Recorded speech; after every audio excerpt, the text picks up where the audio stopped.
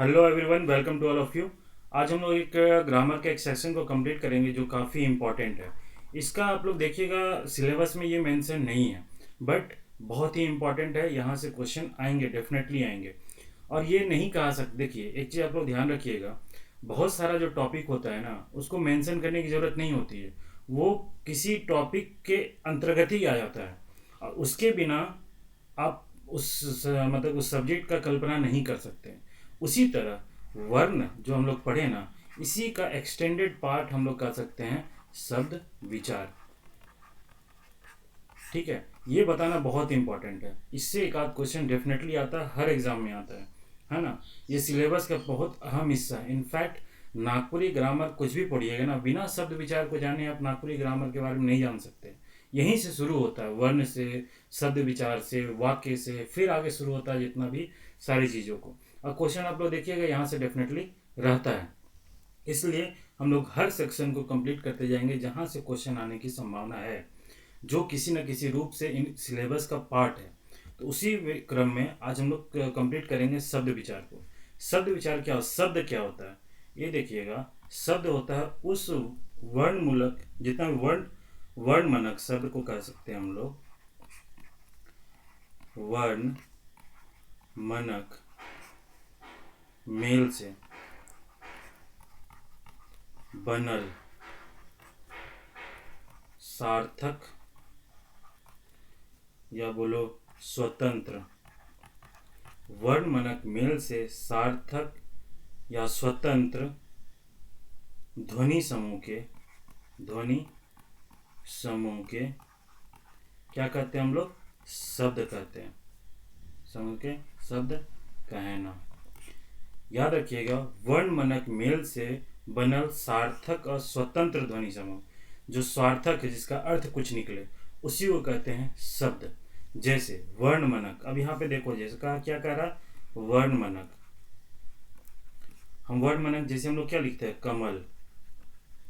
कमल में क्या है, क है, अ है, म है, अ है, ल है, अ है।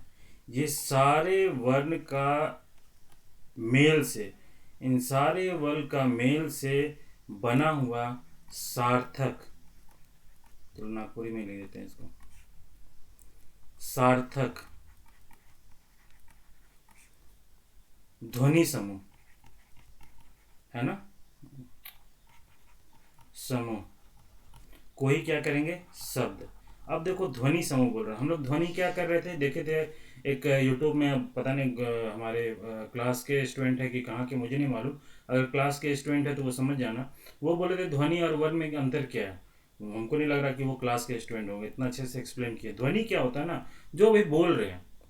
ध्वनि क्या था, जो बोल रहे हैं, मुंह से जो निकल रहा, उसी में अगर हम कोई लिपि ऐड कर देना तो बन जाता था वर्ण। जैसे क्या है, हम एक क बोल रहे थे ना, क एक ध्वनि बोल रहे हैं। अब जैसे चिड़िया वाला कुछ जो चीची चीची करता है, उसका कोई कोई वर्ण तो आ नहीं रहा, उसका कोई लिपि तो है नहीं, इसलिए वो क्या था, सार्थक नहीं था। यहाँ पे क्या है, क, हम कोई उदाहरण, कोई कुछ ध्वनि निकाल रहे हैं, मुंह से कुछ भी निकाल रहे हैं, उसका लिपि ऐड कर रहे हैं, तो उसमें बन जा रहा वर्ण। उसी का वही, यही है ध्वनि समूह। ये सब क्या है, ये सब क्या है, ध्वनि है। ये सब निकला हुआ ध्वनि, इसी का ध्वनि समूह।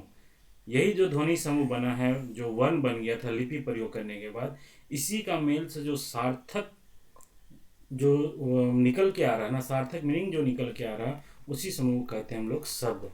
इसी से जो बना हुआ उसको कहते हैं शब्द। तो क्या हुआ, वर्ण शब्द से, वर्णों के मेल से बने हुए सार्थक ध्वनि समूह को कहते हैं शब्द। शब्द का क्या होता है, एक निश्चित और सुपट अर्थ होता है। शब्द का क्या होता है, इसी तरह हम लोग लिख सकते हैं शब्द के बारे में कुछ इंपॉर्टेंट बात लिख सकते हैं जो जानना चाहिए। फर्स्ट हम लोग क्या किए, क्या था, वर्णमानक मेल से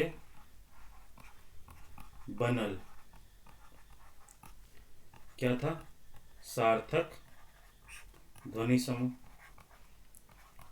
ठीक है। दूसरा क्या कर सकते हैं हम लोग, जिसका कोई सार्थक अर्थ होता है, सार्थक अर्थ होवेला। ठीक है। यहाँ पे कर सकते हो कोई विशेष कोनो विशेष अर्थ होवेला, कोनो विशेष विशेष अर्थ होवेला, अर्थ होवेला। ठीक है, इसको कह सकते हैं हम लोग, क्या होगा, वाक्य, वाक्य कहते हैं हम लोग। वाक्य में व्यवहार, व्यवहार होवेला, शब्द का उसी में होगा ना। वाक्य में व्यवहार होता है, और वाक्य में व्यवहार होने के बाद क्या होगा, इसी के बाद क्या है, व्यवहार होवल पाछे लिख दो, व्यवहार होवल पाछे व्यवहार होता है, और इसके पाछे व्यवहार होवल पाछे शब्द कर अर्थ, शब्द कर अर्थ अस्पष्ट, अस्पष्ट होवेला। ठीक है, एक्चुअली क्या होता है, जैसे वर्ड होता है, बहुत सारा शब्द है, उसका डिफरेंट डिफरेंट मीनिंग है। यहाँ कहने का मतलब है कि किसी वर्ड को अगर प्रयोग कर रहे हैं तो वाक्य में उसका क्या अर्थ निकल के आ रहा है उससे डिसाइड होता है, वाक्य से डिपेंड करता है कि उसका कुछ अर्थ निकलेगा। हो सकता है किसी वर्ड का किसी वाक्य में, किसी सेंटेंस में दूसरा अर्थ निकले, किसी वाक्य में दूसरा अर्थ निकले। तो वही बोलता है, वाक्य में व्यवहार होने के बाद उस शब्द का ना कोई विशेष अर्थ स्पष्ट होता है, तो उसका कहने का मतलब क्या है। अगला क्या कह सकते हैं, शब्द भाषा कर स्वतंत्र, स्वतंत्र इकाई होवेला। ठीक है, इसी के कह सकते हैं, शब्द जो है स्वतंत्र रूप से व्यवहार हो सकेला, इसको इस रूप में कह सकते हैं। इसलिए कह सकते हैं, इसी स्वतंत्र इकाई होता है, इसलिए बोल सकते हैं कि जो शब्द जो होता है स्वतंत्र रूप से व्यवहार हो सकता है। तो ये इम्पॉर्टेंट है, ये सब लाइन इम्पॉर्टेंट है। इसको पूछा जा सकता है, एक ही लाइन देके कहा जा सकता है कि हेंठे देवल में कौन शब्द का सुपट मीनिंग है। तो ये सारा कुछ, ये विशेषता, एक तरह से बोलो ना, फीचर्स है, विशेषता है, विशेषता है। ठीक है, तो इसको जानना बहुत इंपॉर्टेंट है। शब्द क्या हुआ, वर्णों के मेल से बना हुआ जो सार्थक ध्वनि समूह है, उसी को कहते हैं शब्द। शब्द का स्वतंत्र प्रयोग होता है, शब्द का किसी वाक्य में जब प्रयोग करते हैं तो उसका कोई विशेष अर्थ स्पष्ट होता है, उस एक सार्थक अर्थ स्पष्ट होता है। ठीक है, शब्द का कोनो न कोनो रूप से कोई ना कोई अर्थ निकल के आता है, इसी को कहते हैं शब्द। ठीक है, यहाँ तक क्लियर हुआ। अब शब्द का जो प्रकार को हम लोग देखते हैं। ठीक है, शब्द का प्रकार, शब्द का प्रकार, इसको चार दृष्टि से देखा जाता है। शब्द के प्रकार को चार दृष्टि से देखा जा सकता है। क्वेश्चन पूछेगा कि शब्द का कितना कितना आधार से प्रकार को डिवाइड किया जाता है। ठीक है, इसका कितना डिवीजन कर सकते हैं, उसके अंतर्गत बोलेगा, फिर उसके अंतर्गत कितना डिवीजन हो सकता है। तो इस तरह क्वेश्चन पूछता है, तो इसलिए ध्यान रखिएगा। तो एक होता है आपका उत्पत्ति के आधार पर, उत्पत्ति का आधारे। ठीक है, एक क्या होगा, उत्पत्ति के आधारे। दूसरा क्या होता है आपका, रचना या व्युत्पत्ति, क्या बोलते हैं उसको, रचना या व्युत्पत्ति, व्युत्पत्ति कर आधारे। ठीक है, तीसरा होता है आपका अर्थ के आधार पर। किसका होता है, अर्थ के आधार पर, अर्थ कर आधारे। और चौथा होता है आप लोग प्रयोग के आधार पर, प्रयोग कर आधारे। इन चार तरीके से हम लोग जो शब्द का जो प्रकार को डिसाइड करते हैं। तो क्वेश्चन ये ध्यान रखिएगा, कितने तरीके से इसको डिवाइड किया जा सकता है। ठीक है, जो अर्थ का, ये शब्द का, और इसके अंतर्गत फिर क्या क्या होगा। तो उत्पत्ति के आधार पे कितना डिवीजन होता है, रचना के आधार पे क्या डिवीजन होता है, अर्थ के आधार पे क्या डिवीजन होता है, और प्रयोग के आधार पे क्या डिवीजन होता है, ये समझना बहुत ज़रूरी है। तो हम लोग यहीं से देखते हैं इसको, उत्पत्ति के आधार पर। उत्पत्ति मतलब क्या होता है, उत्पत्ति कहीं से जो उसका जन्म हो रहा उसको कह रहा है उत्पत्ति। तो ऑब्वियस सी बात है, कोई भी शब्द, कोई भी भाषा कहाँ से निकल के आया है, संस्कृत से ही निकल के आया है ना। इसलिए बोला जाता है उत्पत्ति। याद रखिएगा यहाँ पर। तो पहला जो इसका आधार है, इसका टोटल 6 आधार पे इसको डिवाइड करते हैं। ठीक है, 6 आधार पे। एक हो गया आपका, क्या हो गया, तत्सम शब्द, तत्सम शब्द। दूसरा होता है तद्भव, तद्भव शब्द, तद्भव शब्द। तीसरा होता है आपका अनुकरण, अनुकरण शब्द। चौथा होता है आपका देशज शब्द, देशज शब्द। पांचवा होता है विदेशज, विदेशज शब्द। और छठा होता है अर्ध तत्सम, अर्ध तत्सम शब्द। ठीक है, देखो यहाँ पर क्या होता है ना, हिंदी में अगर हम लोग हिंदी में हिंदी व्याकरण को देखें, हिंदी व्याकरण को, तो 4 तरह के उत्पत्ति के आधार पे होता है। कौन कौन सा था होता है, ध्यान रखिएगा, तत्सम, तद्भव, देशज, विदेशज। ठीक है, विदेशज। ये 4 तरीके का प्रभाव उत्पत्ति के आधार पर हिंदी ग्रामर में होता है, लेकिन नागपुरी ग्रामर में इसका 6 डिवीजन दिया है। अकॉर्डिंग टू लिख लीजिएगा इसको,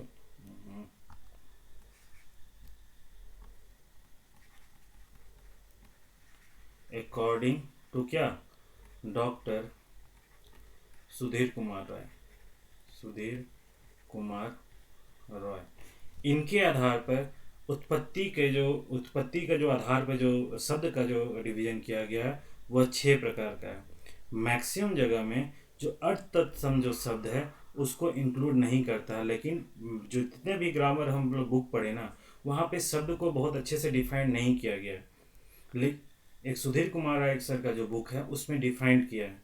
तो उसी के अकॉर्डिंग से कहीं क्वेश्चन यहाँ पूछा भी है कि सुधीर कुमार राय के हिसाब से उत्पत्ति के आधार पर शब्द का कितना प्रकार होता है, या फिर किसी भी कोई भी जो ग्रामर का बुक है जो बार बार आपको बता रहे हैं कि किन्हीं के आधार पे पूछता है कि इनके आधार पे, उनके किताब के आधार पे उसका कितना प्रकार होता है। इसको हर चीज़ को याद रखिएगा। तो 6 प्रकार आप लोग ध्यान रखिएगा, और इससे ही अच्छा डिवीजन किए हैं। और तत्सम शब्द जो डिवीजन किए हैं नागपुरी भाषा के अकॉर्डिंग सही डिवीजन किए हैं। ठीक है, यहाँ तक क्लियर हो गया। अगला हो गया आपका रचना उत्पत्ति के आधार पे, व्युत्पत्ति के आधार पे क्या क्या होगा इसको देखते हैं। यहाँ तक क्लियर हो गया, ठीक है। यहाँ पे इनका होगा रचना की दृष्टि से। तो रचना के दृष्टि से 3 प्रकार होता है, रचना की दृष्टि से 3 प्रकार होता है। पहला होता है रूढ़ शब्द, पहला क्या होगा, रूढ़ शब्द। दूसरा क्या होता है, यौगिक शब्द, यौगिक शब्द, जिसको नागपुरी में हम लोग जोगिक लिखेंगे, जोगिक शब्द। और दूसरा होता है योग रूढ़, योग रूढ़ शब्द। ठीक है, जिसको कहते हैं जोग रूढ़, जोग रूढ़ शब्द। कल आप लोग वर्ण का बदला हुआ रूप देखे थे। अब यहीं को देखो, यहाँ कैसे हुआ, आपको रटना कभी नहीं पड़ेगा। यौगिक लिखा है, यौगिक जोगिक मतलब औकार जो था, औकार वो कैसे ओकार में बदला, वो आप लोग देखिए। तो ये सब चीज़ों को ध्यान देते रहिएगा, तो आपका व्याकरण कभी भी रटना नहीं पड़ेगा, आपको व्याकरण में कभी भी रटना नहीं पड़ेगा। इसका एक एक करके हम लोग मतलब डिस्कस करेंगे। तो पहले आधार हम लोग देख लेते हैं, ठीक है। नेक्स्ट है आपका अर्थ के आधार पर, नेक्स्ट है आपका क्या, अर्थ के आधार पर। अर्थ के आधार पे जो है ना, इनका 4 प्रकार दिए गए हैं, ये 4 प्रकार दिए हैं। पहला एकार्थी शब्द, एकार्थी शब्द। दूसरा अनेकार्थी शब्द, अनेकार्थी शब्द। तीसरा पर्यायवाची शब्द, चलो पर्यायवाची शब्द। और चौथा विलोम शब्द, विलोम शब्द। ठीक है, ये 4 अर्थ के आधार पे दिया है। तीसरा जो था और चौथा जो आपका प्रयोग के आधार पर, तो प्रयोग के आधार पे हम लोग देखते हैं 2 चीज़ दिया हुआ है प्रयोग के आधार पे। पहला दिया हुआ इसका 2 क्या है, विकारी शब्द, विकारी शब्द देखिएगा। दूसरा है अविकारी शब्द, अविकारी शब्द। ठीक है, इस तरीके से देखेंगे तो हम लोग को पूरा शब्द का कंप्लीट होगा। यहाँ क्वेश्चन आया है, बहुत बार क्वेश्चन आया है, वर्ड्स लिख के दे दिया जाएगा, बोलेगा इसमें कौन सा वर्ड है, ये कैसा शब्द है, तत्सम शब्द है, तद्भव शब्द है, देशज शब्द है, विदेशज शब्द है, रूढ़ शब्द है, यौगिक शब्द है, जोगरूढ़ शब्द है, कैसा शब्द है, विकारी समूह कौन कौन सा होता है, विकारी शब्द कौन कौन सा होता है, उसका मतलब क्या होता है। यहाँ से क्वेश्चन आएगा, डेफिनेटली आएगा, एक आध 2 क्वेश्चन डेफिनेटली शब्द समूह से रहता है, इसलिए इसको समझना बहुत ही इम्पोर्टेंट है। तो एक एक करके हम लोग इसको कंप्लीट करते हैं कि क्या क्या चीज़ है। ठीक है, चलो सबसे पहला आ गया उत्पत्ति के आधार पर। क्या था, उत्पत्ति के आधार पर, उत्पत्ति कर आधारित। ठीक है, पहला था तत्सम शब्द, तत्सम शब्द। अब देखो उत्पत्ति के आधार पे क्या था, तत्सम तद्भव था, ये था तत्सम तद्भव अनुकरण देश विशेष, ये था। अब आप बोलिएगा कि सर इतना चारों प्रकार है, चारों प्रकार में कंफ्यूज करेंगे, तो कंफ्यूज करना नहीं है, अभी हम बताते हैं तरीका। उत्पत्ति, कहीं का जन्म हो रहा, जन्म कहाँ से हुआ, किसी भाषा का, किसी भाषा का जन्म कहाँ से हुआ, संस्कृत से हुआ। संस्कृत वर्ड कौन सा होता है, तत्सम। तो याद रखिएगा जहाँ भी संस्कृत वाला जो समूह होगा ना, उसको ध्यान रखिएगा कि वो उत्पत्ति के आधार पे है, और आपको पता है 6, और उसमें कौन कौन हो इतना तो आप लोग को याद रखना होगा, इससे आप कंफ्यूज नहीं कीजिएगा। तत्सम शब्द क्या होता है, जिसका जो मूल है, मूल शब्द जो संस्कृत से निकल के आया, संस्कृत भाषा का जो मूल शब्द होता है ना, उसी को कहते हैं तत्सम शब्द। संस्कृत भाषा का मूल शब्द के जो होते बोलते हैं क्या, संस्कृत भाषा कर मूल शब्द के, मूल शब्द के तत्सम शब्द कहते हैं, तत्सम शब्द कहना, कहना। उसका प्रयोग हम लोग कैसे संस्कृत के वर्ड्स के रूप में करेंगे, जैसे अग्नि, क्या हो गया, अग्नि, मातृ, मातृ, पितृ, ये सब जो वर्ड होता है ना, ये सब तत्सम शब्द है। पुत्री, आम्र, है ना, आम को क्या बोलते हैं, आम्र, ये सब जो हो गया सारा का सारा तत्सम शब्द है। मुख का हम लोग यूज करते हैं, मुख, ये क्या है, तत्सम शब्द है। जितना भी पुण्य, श्रृंगार, स्मृति, मयूर, ये सब सारा कुछ है तत्सम शब्द।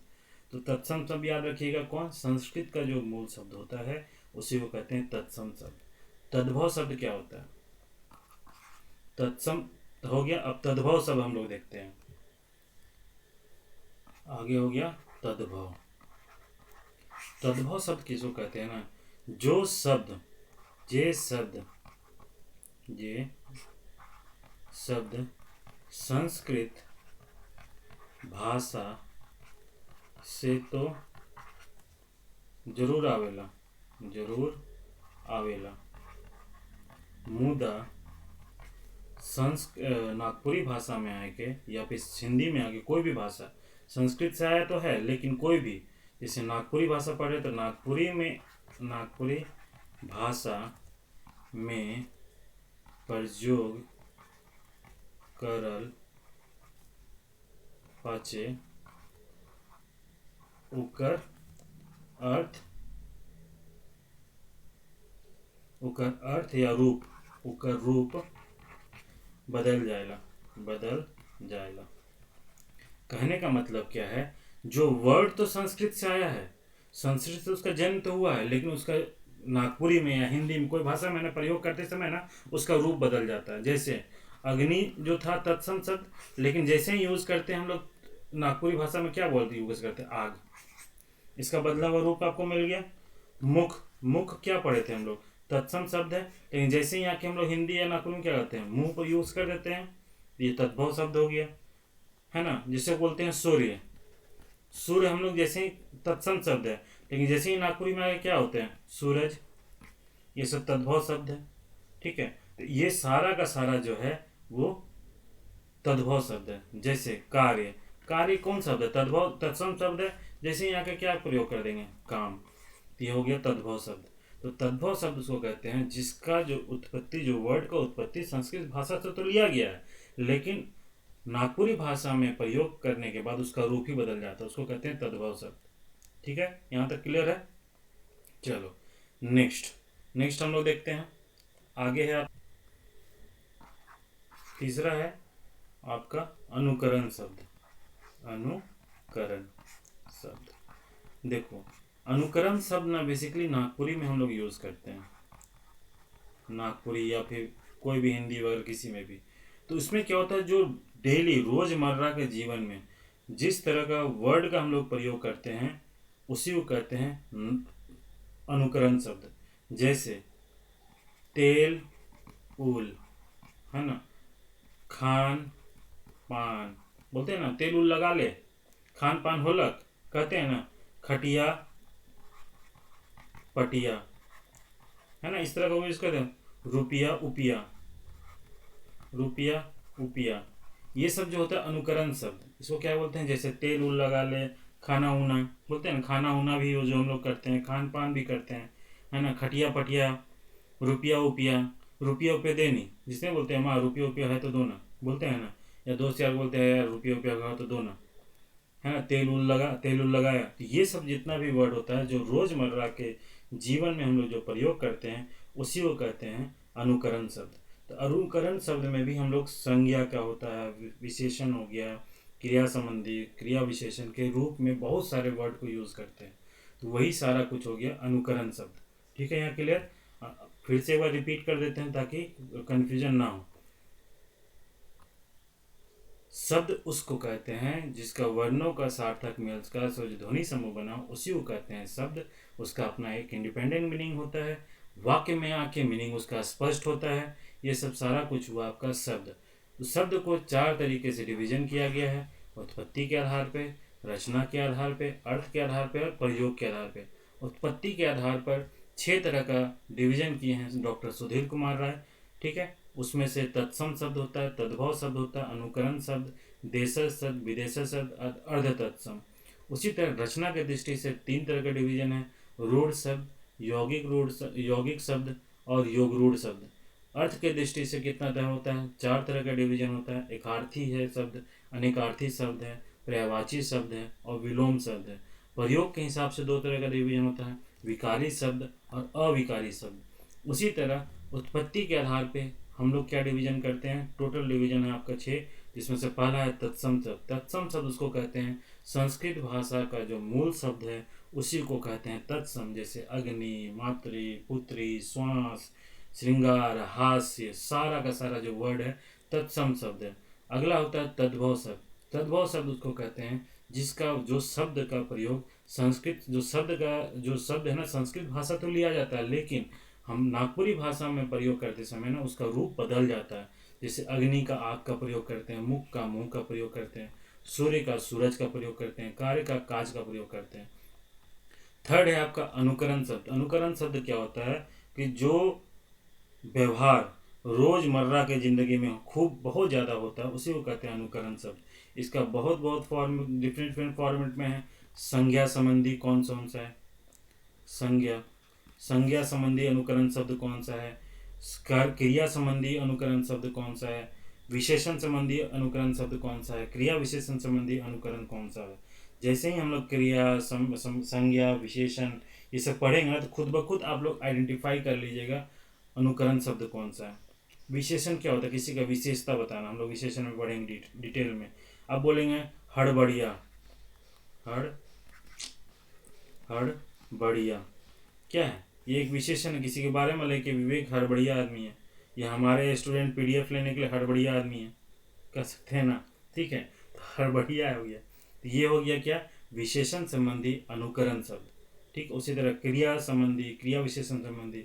जब ये सब जो टॉपिक ग्रामर का पढ़ेंगे तो ऑटोमेटिकली आप वर्ड को निकाल लीजिएगा कि कौन सा अनुकरण शब्द है। ठीक है, चौथा आपका हो रहा है, कौन सा बज रहा, चौथा आपका है देशज शब्द। कौन सा है? देशज। चौथा फोर्थ क्या है? देशज। चौथा आपका है देशज। मतलब देशज मतलब देसी, है ना, देसी। देसी मतलब क्या, हम लोग ना जब हम लोग हिंदी पढ़ते हैं तो हिंदी मतलब क्या हो जाएगा, जब हिंदी भाषा का बोल रहे देसी मतलब क्या हो गया? इंडिया। इंडिया के कॉन्टेक्स्ट में देखेंगे। अब नागपुरी पढ़े तो नागपुरी का नागपुरी भाषा का देसी शब्द क्या होगा? नागपुरी क्षेत्र, नागपुरिया क्षेत्र, नागपुरक भाई मान जो हम लोग पढ़े थे, नागपुरक क्षेत्र, झारखंड का क्षेत्र। तो उसके अकॉर्डिंग इस क्षेत्र में जो देसी वर्ड को यूज करते हैं, देसी वर्ड को जो यूज करते हैं वही होता है देशज शब्द। जैसे फॉर एग्जाम्पल, है ना, गमछा देवा तो रे। घड़ा को क्या बोलते हैं? गगरी पढ़ते थे। गाय को क्या बोलते हैं? गरु। तो गरु क्या हुआ? देशज शब्द हो गया। उसके बाद बहुत सारे जैसे जैसे और भी बोल सकते हैं। थाली, थाली को क्या बोलेंगे? थारी। लोटा, ये सब जितना भी हो गया ना, ये सब को हम कहते हैं देशज शब्द। ठीक है, जो ठेठ नागपुरी वर्ड हम लोग यूज करते हैं उसी को कहते हैं देशज शब्द, है ना। जैसे कपड़ा, कपड़ा को क्या बोलते हैं? कपड़ा को झूला,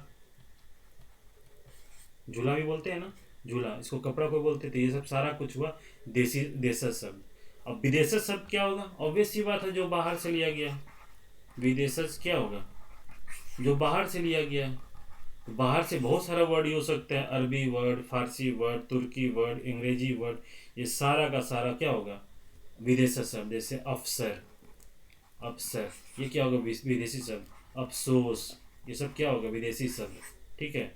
जैसे बोला जाए जैसे कंट्रोल, है ना, विदेशी शब्द। ठीक है। जैसे और बोला जाए शराब, विदेशी शब्द। तो जितना के जितना ये सब जो वर्ड है उसको कहते हैं हम लोग विदेशी शब्द। ठीक है, यहाँ तक क्लियर हो गया। अब लास्ट बच रहा है हम लोग का अर्ध तत्सम। अर्ध तत्सम, देखो, अर्ध तत्सम को जो डॉक्टर सुधीर कुमार राय हैं, सुधीर कुमार राय, इनका जो बुक है उसमें अर्थ तत्सम दिया। बेसिकली अर्थ तत्सम क्या किए हैं ना, जो तत्सम है, जो तत्सम शब्द है ना, उसी का जो नागपुरी में हम लोग जो यूज़ करते हैं बदला हुआ रूप को, जो कल जैसे वर्ण को हम लोग पढ़े थे, तो वर्ण में जैसे कैसे बदला हुआ रूप को प्रयोग कर रहे थे, उसी का प्रयोग उस तरह के वर्ड को बोल दिए अर्थ तत्सम। जैसे जो वंश, वंश को हम लोग नागपुरी में क्या बोलेंगे? वंश। ये हो गया अर्थ तत्सम शब्द, वंश। जो वर्ड हम लोग तो यूज़ करते हैं वही तत्सम का ही, लेकिन नागपुरी भाषा का जो विशेषता है, नागपुरी व्याकरण का जो विशेषता है, ठीक है, जिस तरह का लिपि का प्रयोग करते हैं, जो वर्ण का जिस प्रकार प्रयोग करते हैं, मतलब सॉरी लिपि नहीं बोलेंगे, वर्ण का जो प्रयोग करते हैं, बदला हुआ रूप का जो प्रयोग करते हैं, नागपुरी में जो आके प्रयोग करते हैं, उसी को कह देते हैं अर्थ तत्सम, जो तत्सम से निकल के आया है। और कोई चीज़ मत देखिएगा देश विदेश, जो तत्सम से निकल के आया, जो तत्सम वर्ड को ही यूज़ करते हैं। एक्चुअल में तो हम लोग वंश ही बोलते हैं ना, ऐसा तो कुछ दूसरा नहीं बोलते हैं।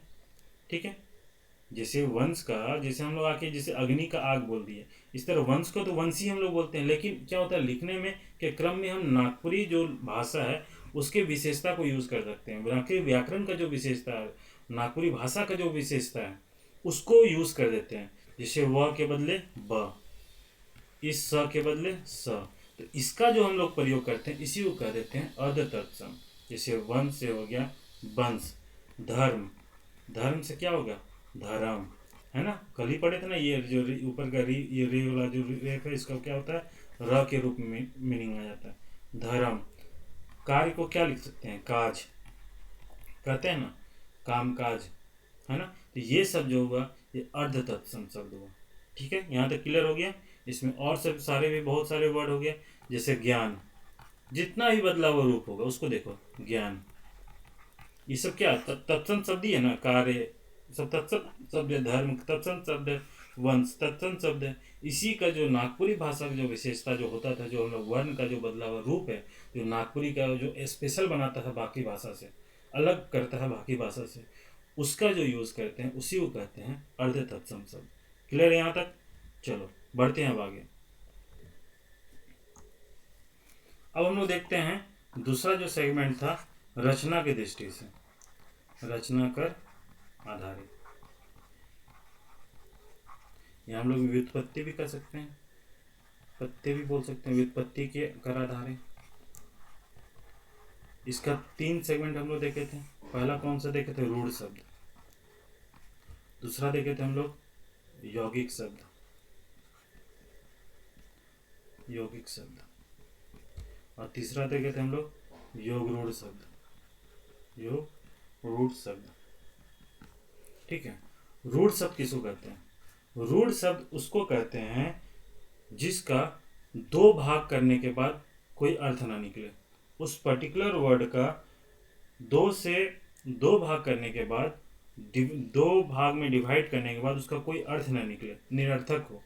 जैसे घर, घर का 2 भाग करेंगे, घ र, इन दोनों का कोई अर्थ निकल रहा है? नहीं निकल रहा है।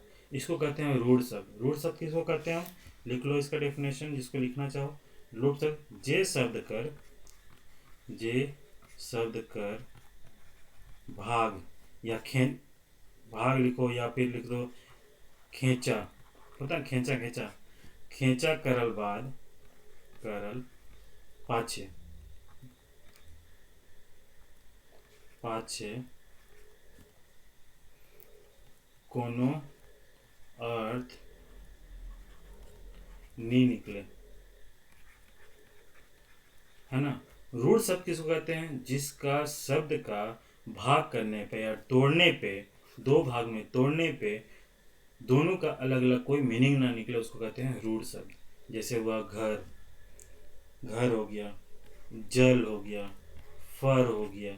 इसको करने पे कोई हो रहा, मन हो गया, कुछ भी मीनिंग नहीं निकल रहा, उसको कहते हैं हम लोग रूढ़ शब्द, है ना। रूढ़ मतलब ढीठ, रूढ़, है ना। रूढ़ से बना लो ढीठ, जनरली होता है रूढ़ी, रूढ़ीवादी बोलते हैं ना, रूढ़ीवादी। रूढ़ीवादी का क्या होता है? देखो अब यहाँ निकल गया कोड, निकाल लो कोड, निकल गया। रूढ़ से क्या बन गया? रूढ़ीवादी, रूढ़ीवादी, है ना। रूढ़ीवादी लोग कौन होता है? ठीठ होता है।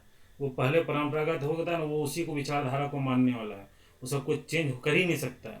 तो क्या हो गया भाई, इन लोग एक ही धर्म में बना हुआ है, एक ही तरह से बना हुआ है। इसका कोई अलग अलग भी कर देगा, कोई इसका मीनिंग निकलेगा ही नहीं।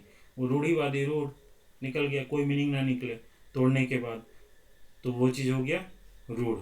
उसी के बाद अगला हो गया यौगिक। अगला क्या हो गया? यौगिक, यौगिक शब्द। ठीक है। यौगिक शब्द क्या होगा? ऑब्वियस सी बात, रूढ़ का अपोजिट होगा, रूढ़ का अपोजिट, सॉरी, रूढ़ का उल्टा। रूढ़ का उल्टा मतलब क्या? जिसको डिवाइड, जो शब्द, जे शब्द कर, शब्द कर भाग करल बाद, भाग करल पाछे दुइयो कर, दुइयो कर अलग अलग मीनिंग निकले, अलग अलग, अलगे अलगे अर्थ निकले, अर्थ, अर्थ निकले, उसको क्या बोलते हैं? यौगिक शब्द। जैसे कोई भी, कोई रसवा घर, एग्जाम्पल रसवा घर, रसवा हो गया, घर हो गया। इसको 2 भाग में डिवाइड कर रहे हैं तो वो हो गया जेठ बेटा, जेठ बेटा, दोनों साथ में होता है। जेठ अलग बेटा अलग, दोनों का डिवीजन कर रहे हैं तो अलग हो जा रहा है, वर्ड हो जा रहा है ना। मालपुआ, माल पुआ, माल और पुआ को दोनों का वर्ड अलग अलग कर रहे हैं तो अर्थ निकल जा रहा है। तो कहने का मतलब ये हुआ, जिस शब्द को हम लोग तोड़ेंगे, जिस शब्द को अगर हम डिवाइड करेंगे, भाग करेंगे, और दोनों का अलग अलग फिर मीनिंग निकल जाता है, उसको कहते हैं यौगिक शब्द। रूढ़ शब्द क्या होता है? रूढ़ीवादी। उसको कितनों मार दो, पीट दो, काट दो, उसका अलग मीनिंग नहीं निकलेगा, कुछ नहीं हो सकता उसका, उसको कहते हैं हम लोग रूढ़ शब्द।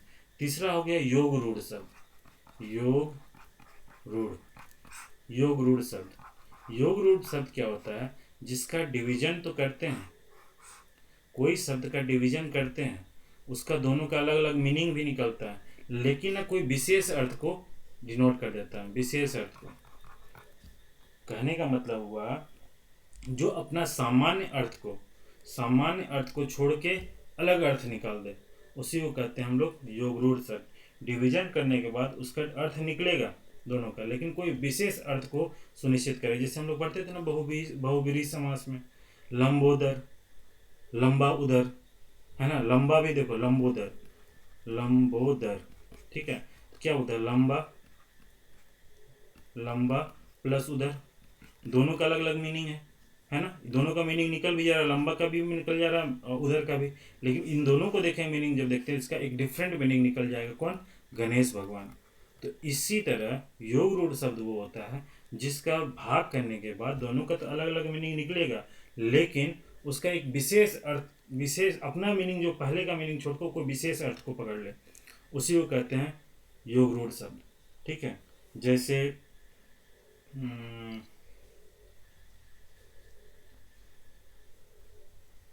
ठीक है, जैसे पंकज, पंकज, पंख का मतलब क्या होता है, डिवाइड किया पंख और ज। पंख मतलब क्या होता है, कादो, ठीक है। ज मतलब क्या होता है, जन्मा हुआ, जन्मा।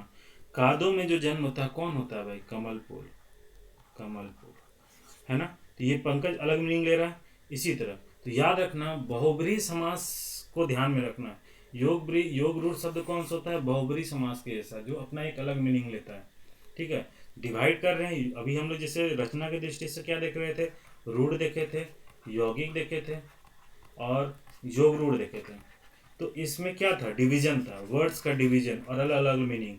रूढ़ में क्या था, डिवीजन करने के बाद अलग मीनिंग नहीं निकलता है। यौगिक में था, डिवीजन करने के बाद दोनों का अलग अलग मीनिंग निकलता है। तो इन्हीं दोनों को जोड़ के क्या हो रहा है, योग रूढ़ में क्या हो रहा है, दोनों को डिवीजन कर रहे हैं तो दोनों का अपना अपना मीनिंग निकलता था, सार्थक होता था। मतलब कहने का मतलब, दोनों को डिवाइड कर रहे हैं तो यौगिक तो बन रहा, सार्थक बन रहा, लेकिन समुचाय दृष्टि से देखा जाए तो एक विशेष अर्थ को ले लेता है, उसको कहते हैं हम लोग योग रूढ़ शब्द।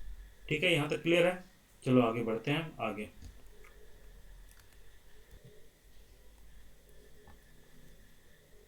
अगला हो गया आपका क्या, क्या बच रहा है, और ये सब हो गया ना, योग रूढ़ हो गया, रचना हो गया, और हो गया प्रयोग की दृष्टि से। थर्ड क्या था, प्रयोग की दृष्टि से, प्रयोग कर आधार। इसमें दो था, कौन कौन सा था, पहला था विकारी शब्द, विकारी शब्द, और दूसरा है आपका अविकारी शब्द, विकारी शब्द। अब विकारी मतलब विकार, है ना, विकार मतलब कुछ ना कुछ चेंज होने वाला, विकार उत्पन्न हो रहा, विकारी शब्द। तो इसमें एक विकारी शब्द कहता है कि ऐसा शब्द, ऐसा शब्द को विकारी शब्द कहते हैं जिसका रूप, लिंग, वचन, कारक के कारण ना बदल जाता है, विकार उत्पन्न हो जाता है, चेंज हो जाता है। इसको कहते हैं जेकर ऐसा शब्द,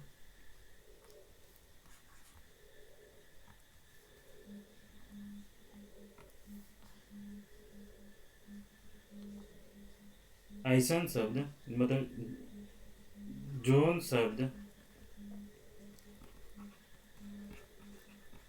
कर रूप, लिंग, वचन, कारक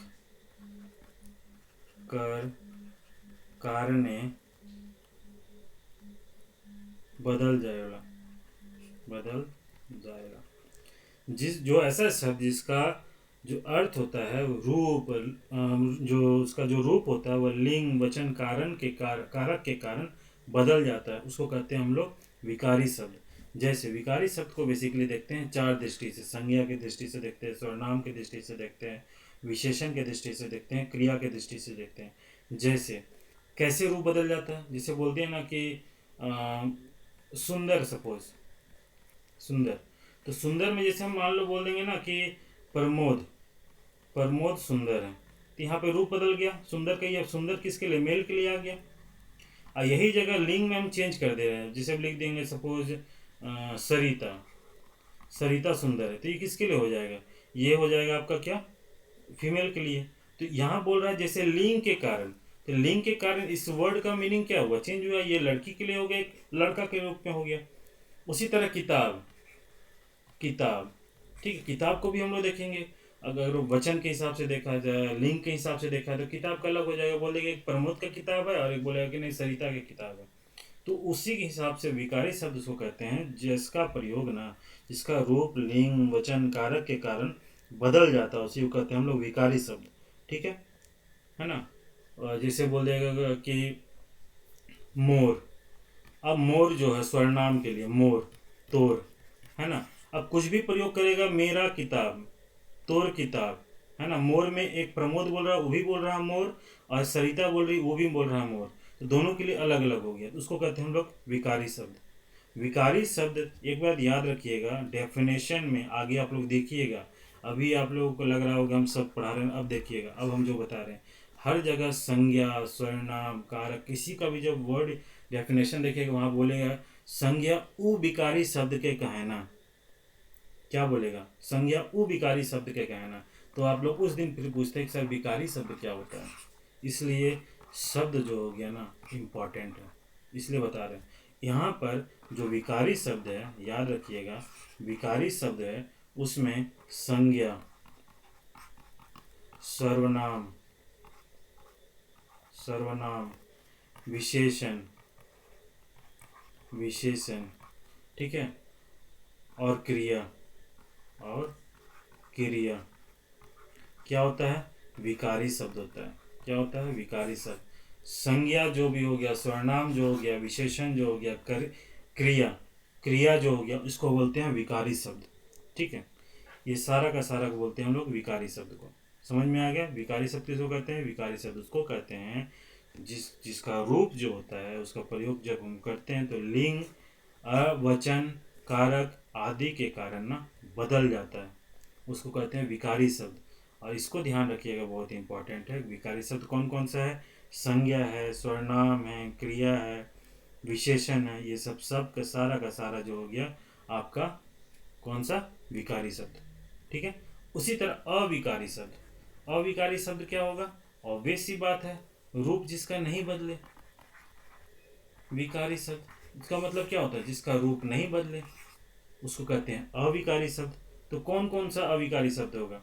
जैसे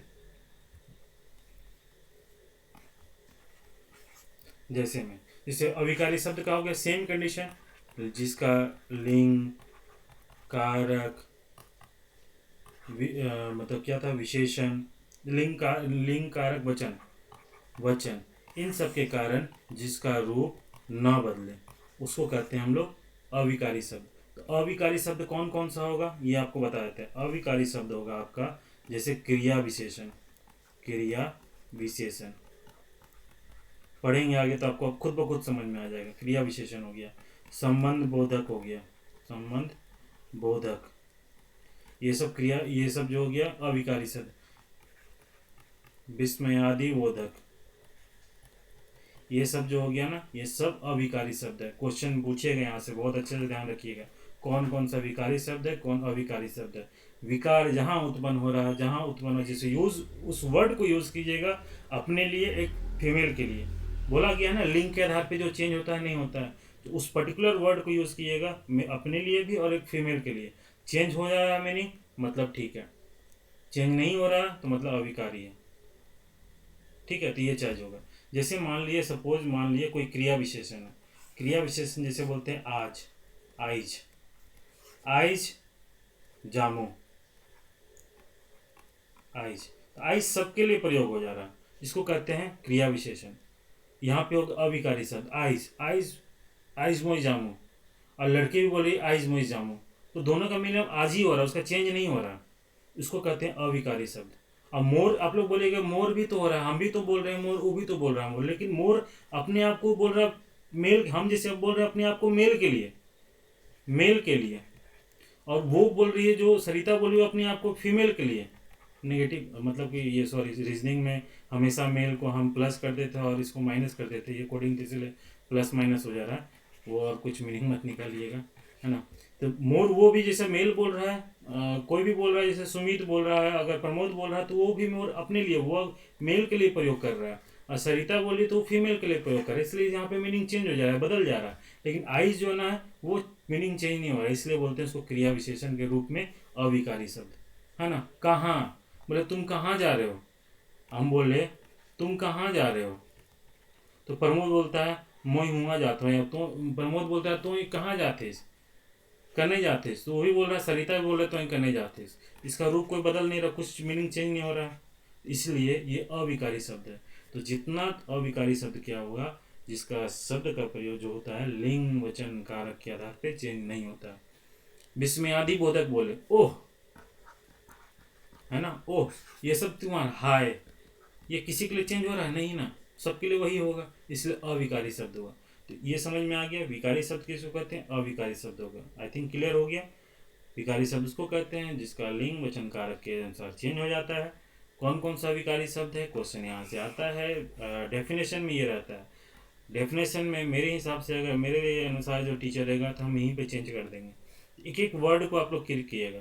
तो आप फिर बोलिएगा सर आप लोग टाइपिंग में दिक्कत तो नहीं होगी, टाइपिंग कोई दिक्कत नहीं हो, तो कभी कभी हो सकता है, सब जगह नहीं हो सकता है ना। जैसे ही दो एक आदमी सपोर्ट टाइपिंग में आ जाए ना, तो जब प्रूफ रीडिंग होगा ना तो फिर एक भी मिस्टेक नहीं होगी। जैसे लास्ट ईयर टेस्ट सीरीज में नहीं होता था गलती, रेयर ऑफ द रेयरेस्ट एक आध गलत हो गया तो हो गया, तो मिस्टेक बाय मिस्टेक छूट गया, है ना। तो उसी तरह यहाँ पर हम यहाँ पे क्वेश्चन फंसा सकते हैं कि इसमें बोलते हैं कि विकारी शब्द, ये संज्ञा के बारे में, संज्ञा उ विकारी अविकारी शब्द के कहना, वहीं हो जाए गलत, आपको तुरंत पकड़ना होगा संज्ञा तो विकारी शब्द है। इस तरह से चीज़ें क्वेश्चन बनाया जा सकता है, वर्ड को हम यूज़ कर देंगे कि कौन सा विकारी शब्द है कौन सा अविकारी शब्द है, ठीक है। इस तरह से चीज़ों को आपको देखना होगा। तो यहाँ तक शब्द का पूरा कंप्लीट हो गया। एक बच रहा है आपका क्या, एक बच रहा तो कौन सा, किसके आधार पे, एक और बच रहा आपका अर्थ के आधार पर, अर्थ कर आधार है। ये बताने की जरूरत हमको नहीं लगता है। पहला जैसे एकार्थी शब्द, एकार्थी शब्द, दूसरा वो था आपका अनेकार्थक शब्द, अनेकार्थक शब्द, तीसरा होता है पर्यायवाची शब्द, पर्यायवाची शब्द, ये तो बताने की जरूरत नहीं है। चौथा हो गया विलोम शब्द, विलोम शब्द, तो इसको तो ऑटोमेटिकली आप लोग ग्रामर में हमेशा पढ़ते हैं, तो इसको बताने की जरूरत नहीं है। इसका अर्थ एकार्थी शब्द किसको कहते हैं, अनेकार्थक शब्द किसको कहते हैं, पर्यायवाची शब्द किसको कहते हैं, विलोम शब्द किसको कहते हैं, ये आई थिंक हमको नहीं लगता है कि इसको बताने का आप लोग को ज़रूरत पड़ेगा।